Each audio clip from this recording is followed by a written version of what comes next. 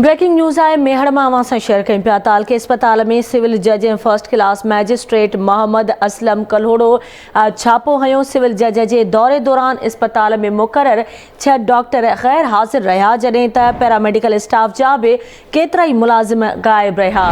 अवां खे आगाह कयूं पिया। मेहड़ जे तालके अस्पताल में सिविल जज ऐं first class magistrate Mohammad Aslam Kalhoro छापो हयो। सिविल जज जे दौरे दौरान अस्पताल में मुक़रर 6 डॉक्टर गैर हाज़िर रहा। पैरामेडिकल स्टाफ जा भी केतरा ई मुलाजिम गैर हाज़िर हुआ।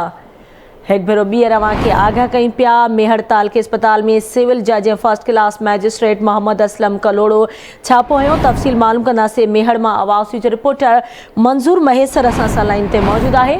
मंज़ूर, कहिड़ा तफ़सील आहिनि, आगाह कजो। जी, मां तव्हांखे ॿुधाईंदो त मेहड़ अस्पताल में मुसलसिल दवाउनि जी खोट ऐं ड्यूटी तां डॉक्टर गायब रहण जी शिकायत खां पोइ सिविल जज ऐं first class magistrate Mehar Mohammad Aslam Kalhoro अस्पताल ते ओचितो छापो हयो, जंहिं दौरान 6 खां वधीक डॉक्टर ऐं केतिरो ई पैरामेडिकल अमलो अस्पताल मां गैरहाज़िर हुयो। जॾहिं त ओपीडी में को बि ओपीडी ऐं एमरजेंसी में जेको शोबो आहे एमरजेंसी वारो, हुन में को बि डॉक्टर न हुयो।